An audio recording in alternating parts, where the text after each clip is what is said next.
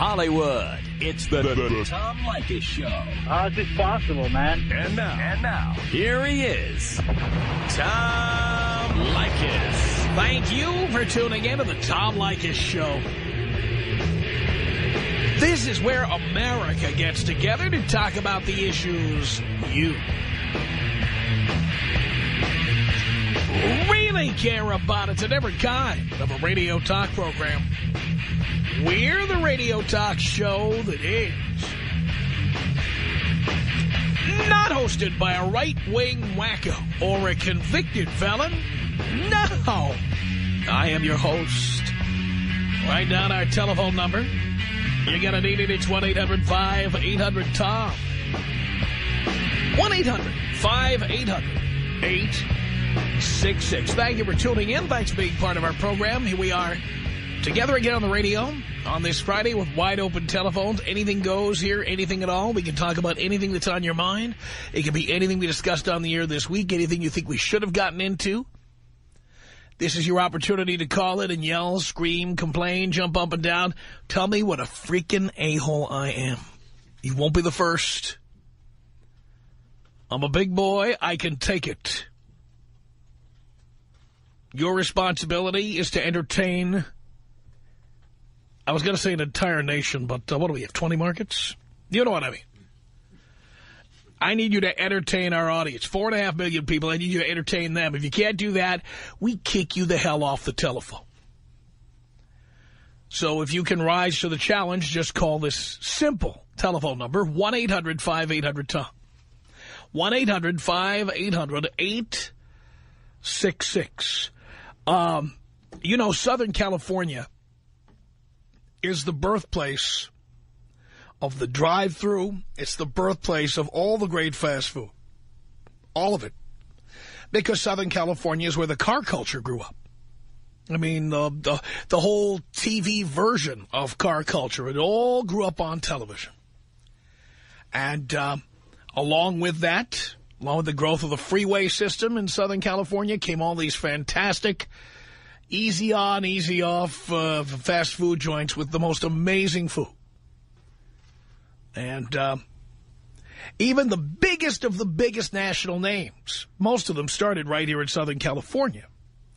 And some of the chains are still local chains. There are still chains that they could very well do really well in West Palm Beach, Florida.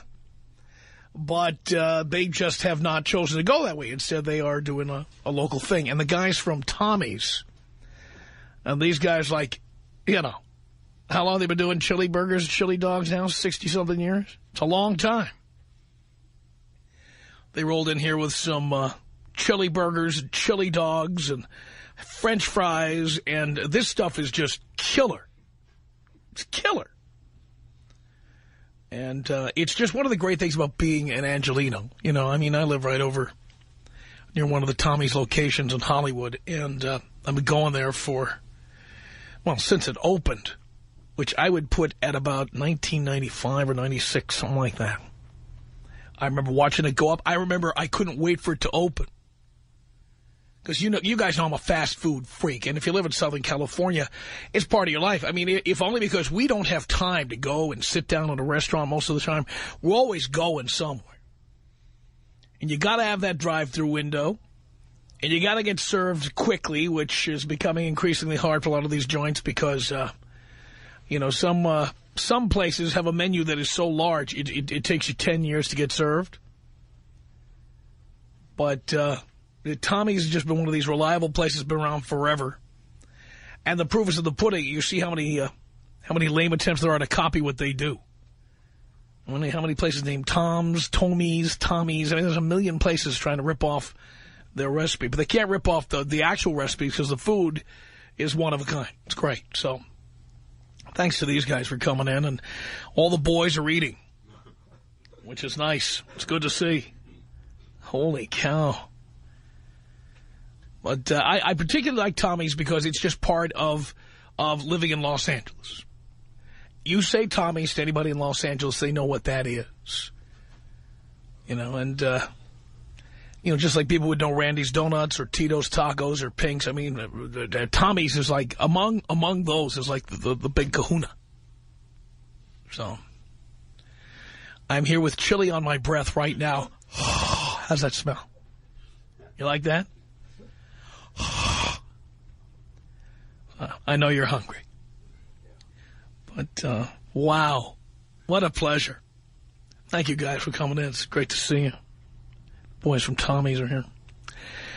Anyway, let's go to your calls here. 1-800-5800-TOM. That is our telephone number. Say hello to George on the Tom Leykis show. Hello. Hey, Tom, how you doing today? I'm chillified. Cool. First time, long time listener. Hey, I agree with everything you always say about the women and all that. But the only thing that today I heard was you were talking some beef on Brett Favre. What's up with that? He's a whiner. He's a crybaby. Yeah, but that's the guy's a legend right there. So what? For taking us to the Super Bowls. How many? By the way, how many did he win again? I'm sorry. I believe it's one. One? Yeah, in 18 years, one Super Bowl. Yeah, for being such a legend, Tom Brady, how many has he won? Yeah, he's won about 3. John Elway? Yeah, about 2. Right. 2 or 3. Right. Yeah. Yeah. Steve Young? Joe Montana? Yeah, I hear you. Obviously, I'm a Giants fan. So, even Brett Favre, even being a Giants fan, Brett Favre to me is like a legend. I mean, he's only won 1, but that boy is like 16 years old every time he's on the field. That doesn't have anything to do with whether he should be sniveling like a little baby at his press conference. Well, I guess you got it right on that one, but I just wanted to call up. And by the way, the other thing I said about him is the guy said he didn't do it for the money. Do you think he did it? He made $11 million a year. I think he did it from the heart.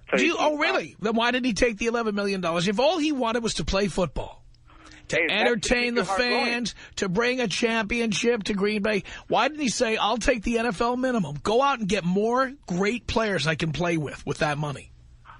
Why did he do that? Because it was about the money. Yeah, well, it's partially the money, but you got to... No, but he said it was not about the money.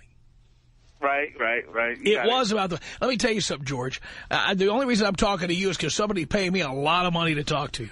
I know It's like when your dad hired you your first hooker so you could learn about sex. I mean, somebody is paying me to have this conversation with you.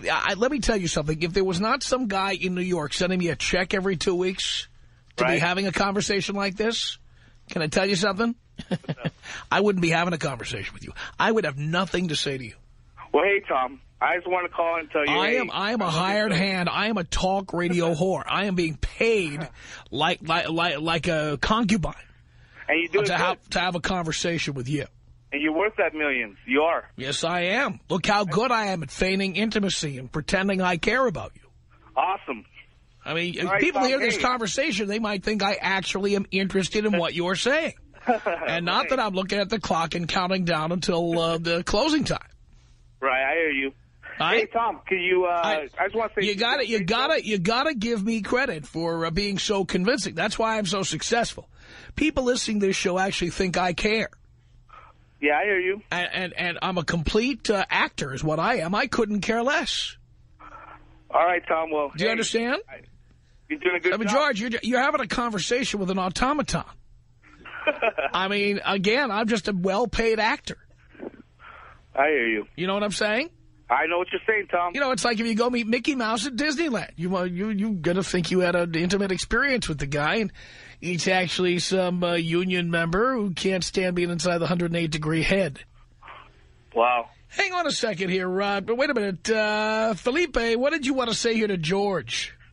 Oh, hey, Tom, how are you? Great. I think I heard the conversation before and also yesterday. I think most of the people, they don't understand that, you know, at this point in the level of his career, first of all, he's a professional. He wasn't crying when he got hired. You know, he wasn't crying. He said, well, we're taking all this money.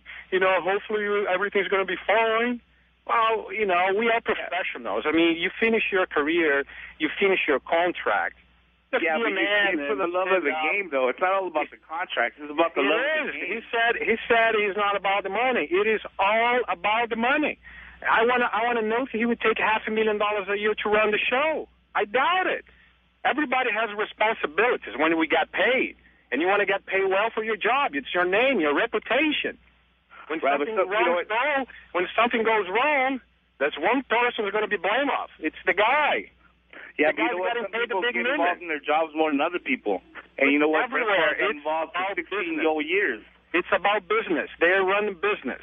Everybody is running a business. The owner of the franchising, he wants to see the money. He's spending money in the guy which is reliable. And that's about it.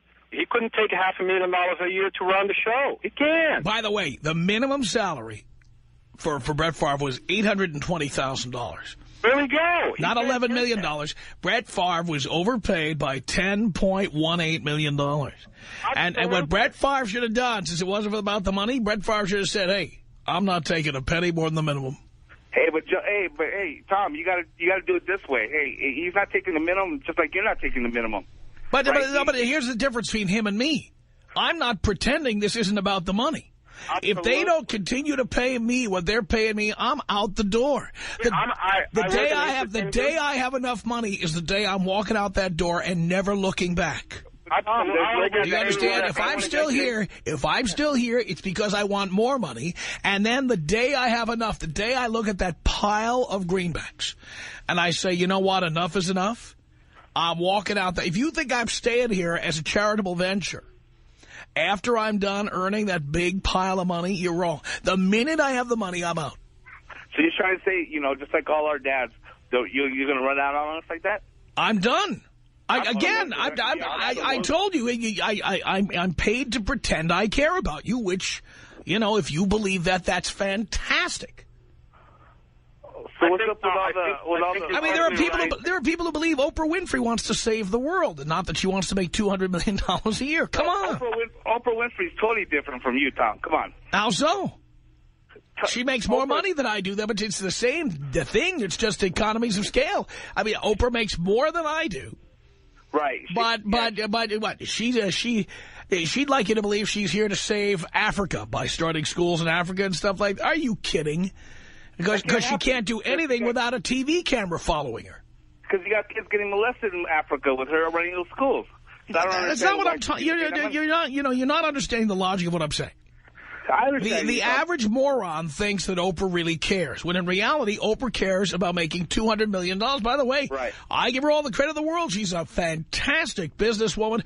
I salute her and give her all props. She deserves them. But anybody who's stupid enough to believe that people care, that it's not about the money, guess again. Mother Teresa, it was not all about the money, okay? That's right. I agree with you. Ralph Nader, it's not all about the money. He's a loon, but it's not all about the money. But come on, people who make millions of dollars, trust me, it's all about the money. Yes, right. Ron, I agree with you. What you said yesterday, and I think it was a great show. Most of the people didn't understand. The point is, you know, we are a high-level professional. We gotten paid millions of dollars, and I understand they get emotion and involved with the team players, but it's business. You know, at the end of the day, you did what you did, you got paid for what you done, and that's how it is. Right, and you won one Super Bowl in 18 years, and now you're weeping. Tom. Leykis. 1-800-5800-TOM. 1-800-5800-866. Do you have kids? By design, I do not. You don't? By design. By design? Yes. What's that supposed to mean? By dictionary. Stupid bitch. It's the Tom Leykis Show.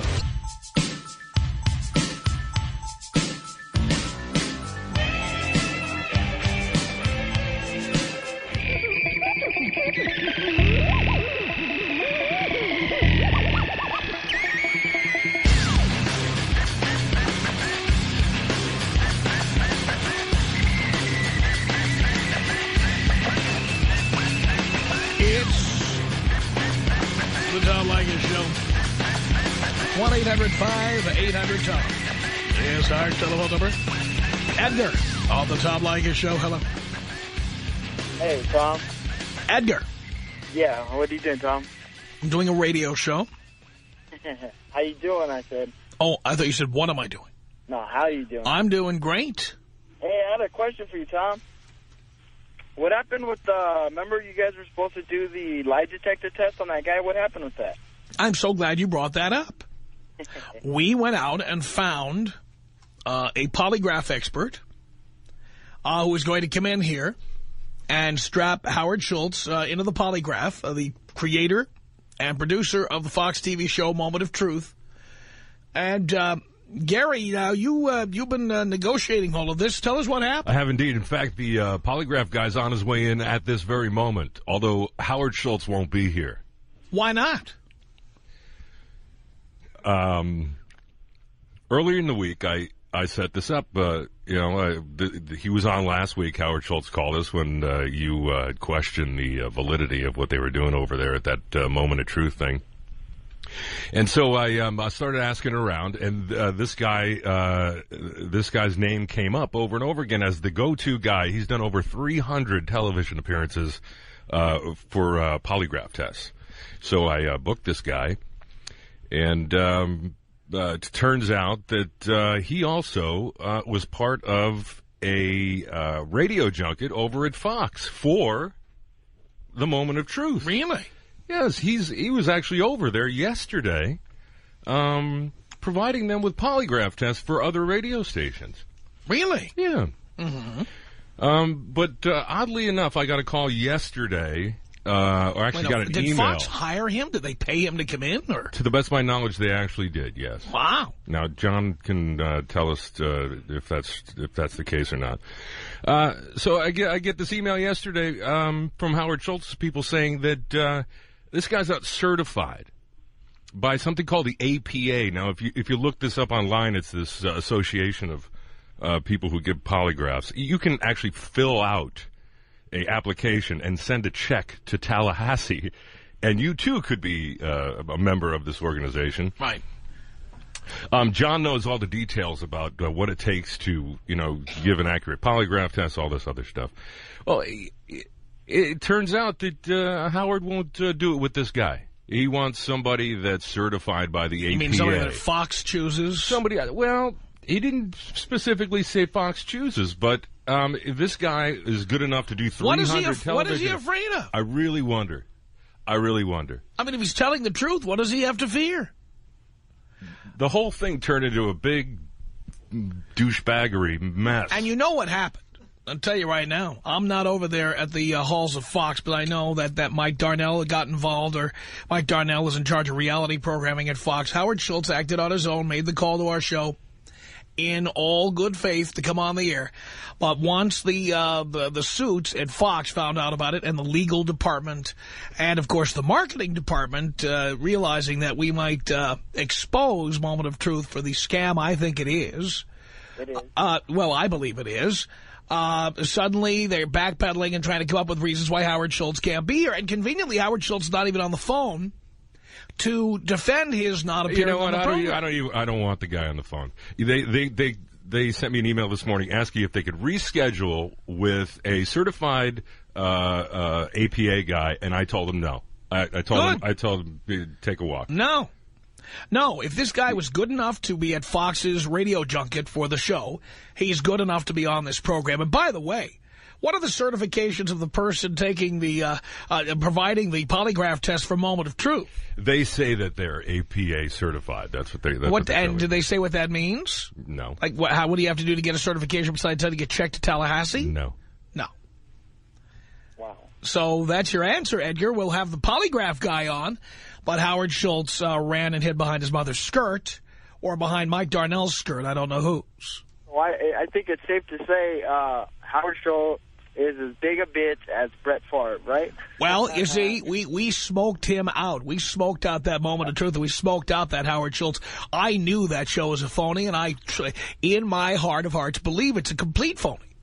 Well, Tom, you were right again, Tom. Oh, man. Another idiot we just brought out. If Howard Schultz wants to come down, we'll do. Fox is located right over in Century City. He has to come with this guy today. Other than that, forget it. We had this whole thing set to go, and too many cooks in the broth and too many people getting involved here. I had him one-on-one here, and he promised. Mm-hmm. Hopefully when we have the polygraph guy here, maybe we have a little piece for Howard Schultz from last week we can play. Because the guy came on the air and promised to come on, and he didn't make any requirements about who the polygraph expert was going to be or anything like that. Yep, I remember.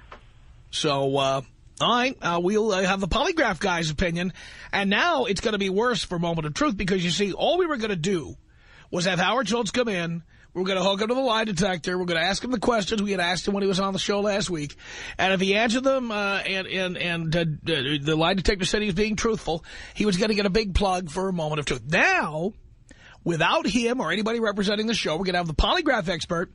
He says he believes the show's a fake, and he says he's going to tell us why the show is a fake. Nice. So now, instead of getting a plug for the show, you're going to have this guy coming on and saying why it's a fraud. That's great. That's good, Tom. Hey, Tom, can you take me out Lacey Peterson style? Well, it would be tasteless, Edgar, but if you insist. Emmer.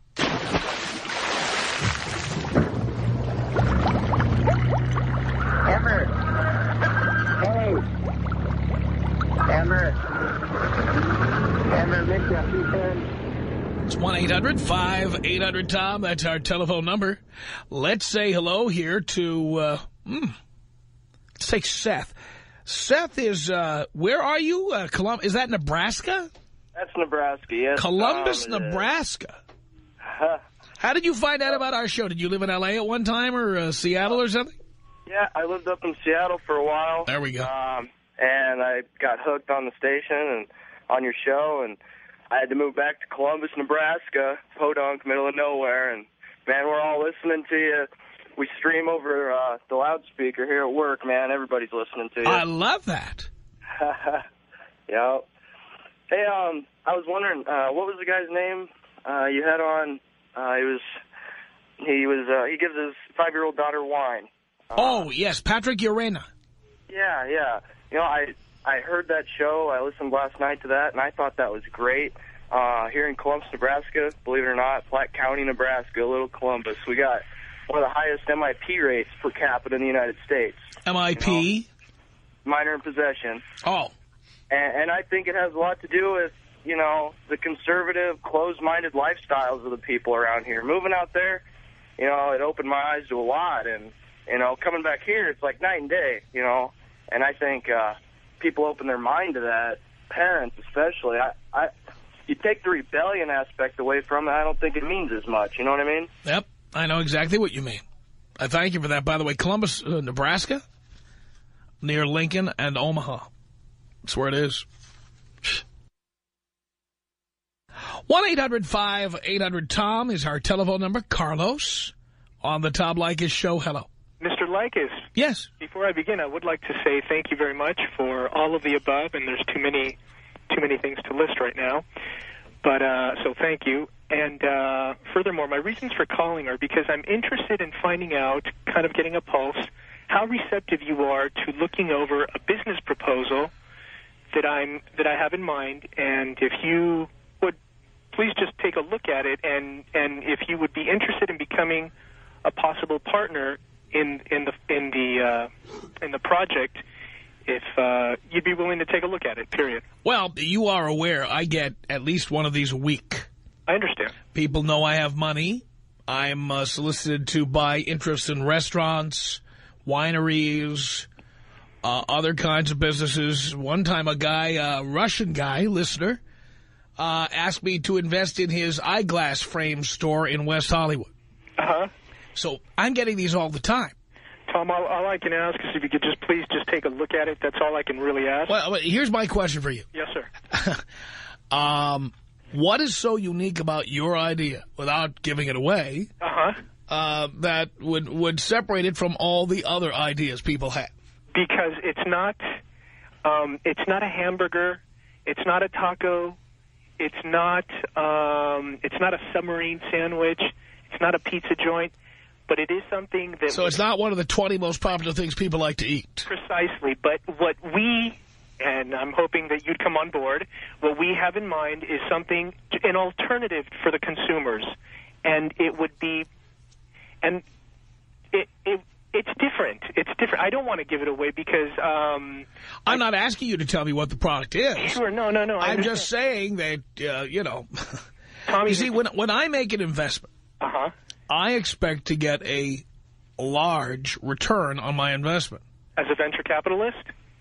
Well, I generally don't get involved as a venture capitalist. I generally invest in the stocks of publicly traded companies.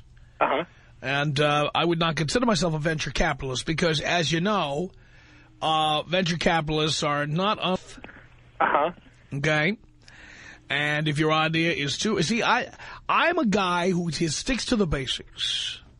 And I believe if somebody builds a better mousetrap, you're better off building a better mousetrap than you are creating some completely new device nobody ever heard of, and then you have to explain to everybody how to use it.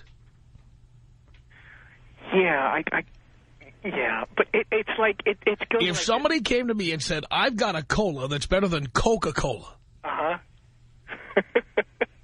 I'd listen to that pitch. If somebody comes to me and says, we're going to make burgers out of red ants, Uh-huh. But people will learn to love this if only we spend millions of dollars on marketing.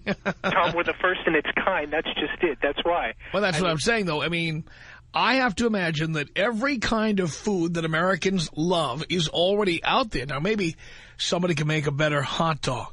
There's no real strong national hot dog chain, for example. Yes, sir. If somebody came to me with a plan to make hot dogs, Sure. as simple an idea as that sounds, think about it. Hot dogs have a bad reputation. What if somebody came up with a 100%, Kobe beef hot dog or some Angus beef hot, something completely wonderful and easily duplicated and easily produced in mass quantities, and something that people understand. It's a hot dog, only it's better than any hot dog you ever had. That's a lot easier to sell than to say, now, I know you've never had ostrich before, but you should really give it a chance. Right. You see what I'm saying? Yes, sir. So you are proposing something that is generally much higher risk than I get involved in. But I will look at anybody's idea. I'll be happy to look at it.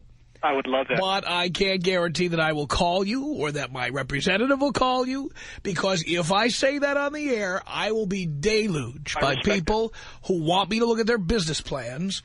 And trust me, everybody's got a scheme. Sure. My own dad, he wanted to own a bar. Right. All he needed was $100,000, and he was going to build himself a bar. Right. Of course, what about the hundreds of other bars there are? What about the liability insurance for people who are driving drunk and suing places? Well, we'll worry about that when we get there. Of course. All I could do is ask, sir. That's it. Well, you can, although it is unusual to approach me on the air. I know. That's what I thought, too. But because most people simply write to me, and they don't try to pin me down on the air. I'm not trying to pin you down. I understand that, but you understand, we have an office, we have a mailing address, we have a place this stuff can be sent. So I don't really understand the purpose of calling in on the air and boring the audience with our personal conversation. I'm not trying to bore you. About your attempt to get me to invest in your business plan that we have to keep a secret. Yes, sir. So an address would be... I'm not even going to give the address of the air. You're going to get it from Dean. Okay, cool. And then you're going to say it. And again, you hear what I said? I do not guarantee a phone call, a response. Yes, sir. I may never have a chance to fully look it over, but I promise you if I have time and if I see it, I'll look at it, but I can't even promise that I would ever respond to it. So that means if you call me 1,000 times to say, I want to see if you got the package. No. You're out. I know. It's a first-time shot. That's it. All right. And I would like to say thank you for everything else. Okay. Holy cow. That's like those calls you get on talk shows. Hey, Tom, remember me? This is Bill. Yeah, we went to Fordham University. Remember you were in my class? Hey, how's Steve doing? How the other guys doing? Why are we... this is a guy I don't even know. We're having this conversation. Well, I can't tell you what the product is. Now what's going to happen next? Stockbrokers are going to call me on the air. I just want to talk to you about multi-level marketing play. Stop it. Tom Leykis. 1-800-5800-TOM. 1-800-5800-866. You'll be glad to know when I did the DTB email I got from my girl said, and if I hear the name Tom Leykis one more time, I'm going to throw up. It's the Tom Leykis Show.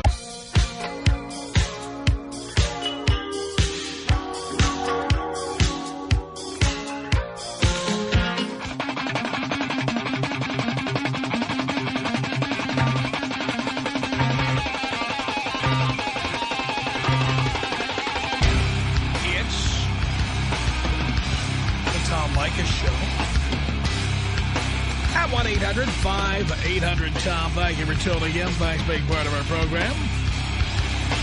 We appreciate it. Wide open telephones on this Friday. And we continue with your telephone calls at 1-800-5800-866. Mike on the Tom Leykis Show. Hello. Hey. Hey. How you doing? Great. Today, I was just listening. You said that sort of any topic is worth talking about today? Correct. Well, I was wondering what your thoughts are on what may have fell out of the sky in Roswell back in 1947. Oh, you're one of those. One of what? One of those UFO freaks. One of those George Norrie fanatics. I wouldn't go fanatic, but... I know you wouldn't, but you can't see yourself objectively. Well, I mean, I've done my own research and not just blindly believe. By the way, George was at my home on Thanksgiving. He's a great guy. I love him to death, but I know you're one of his group. Yeah, I've been known to hear some of his things. Yes. Anyway, and by the way, a very good friend of mine produces that show as well, so... Anyway, again, what I have said about UFOs, I will continue to say that until a UFO lands at the Super Bowl, I think all you people are kooks. Mm-hmm. I find it fascinating that UFOs never, ever land at the World Series, the Final Four, a NASCAR event with 225,000 people in Dallas. UFOs are always in some out-of-the-way place, frequently with people where the IQ points are missing, as well as the teeth. Well, what about over the thousands of people over Phoenix, even senators and people in the government? The fact that somebody is a senator or a congressman does not guarantee sanity. Well, that's true, but like they do have their teeth. It's probably because you paid to fix them. This is true. But so you can look up at the night sky and believe and think that there's absolutely nothing else. I just have. I find it hard to believe that these objects would come all the way from millions, billions of miles away to come and hover over a farm in the middle of nowhere. Well, it's not just farms. I mean, don't you think they'd be the least bit curious about, New York City, Chicago, Los Angeles, San Francisco? Phoenix is thousands of people back in '97. Phoenix was a lot smaller in '97 than it is today. Well, but still, it's not like you're listing off major cities, and Phoenix is. That's. I mean, come on. Well, it's not exactly unanimous that there was a UFO over Phoenix. Well, that's because people watched the news right after, which talk about whatever. And on top of that, I might add. A UFO is exactly that. It's unidentified. It doesn't mean it's unidentifiable. True. It just means that you don't know enough about what's up there to identify it. Right. But and many times people called things UFOs that turned out to be stealth missiles. They turned out to be various government projects, training missions, what have you.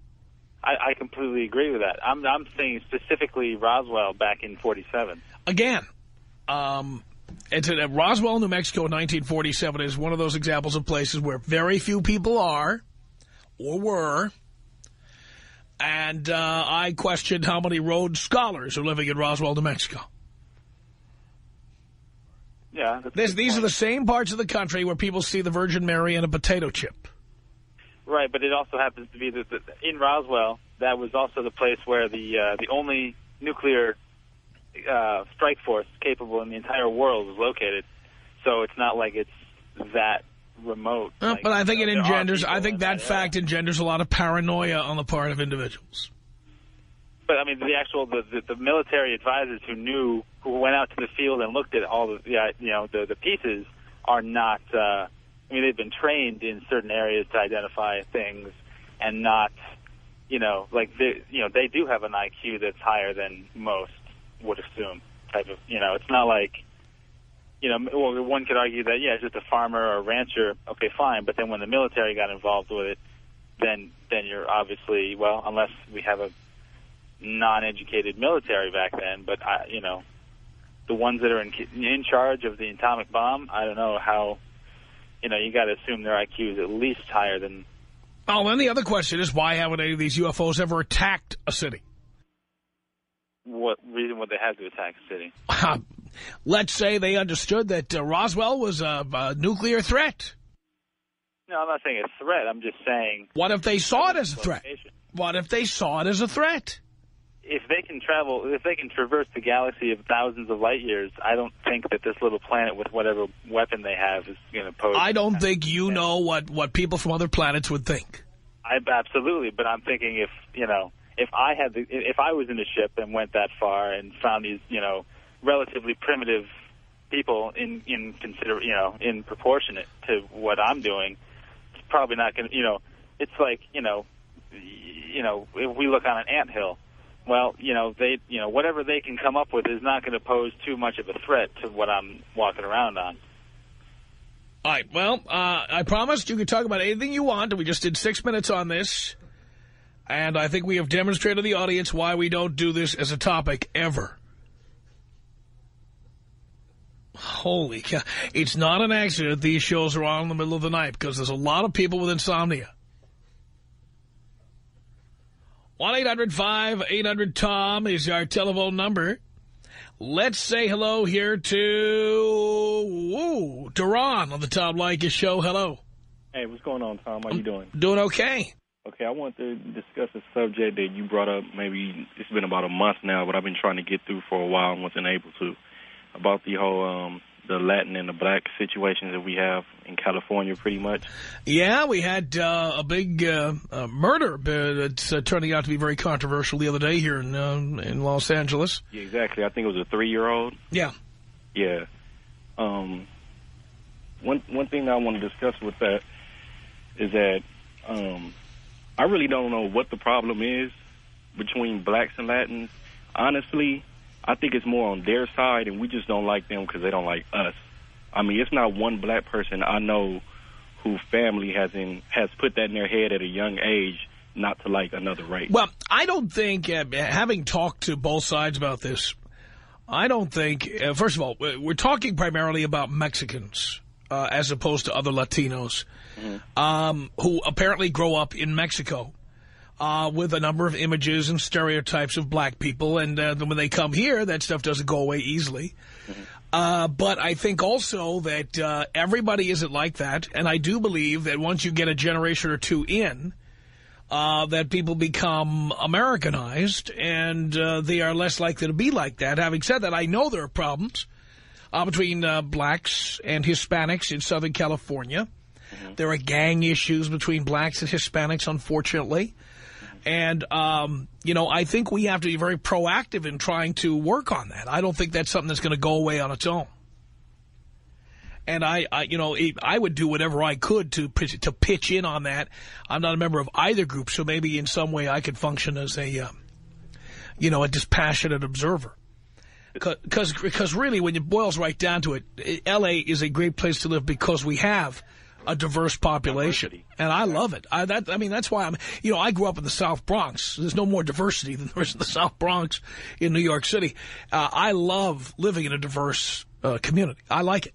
And so I hate to see one group going after another. I don't like it. Yeah, no, I really don't understand it, because if you look at it, like, we're in the exact same situation. I mean, the majority of the bad neighborhoods, we're both there together. I don't see why we can't get along. I agree with that. I have a little niece, and it's a friend of hers. She's a little Latin girl, and she uses the N-word openly and don't even know why. She's only about 5 years old. That's no good. That's a shame. Like, I don't know nobody that's African American that I know of, especially when I was a child, who parents taught them to hate a certain race. I don't disagree with you, Duran, one bit. The Tom Leykis Show.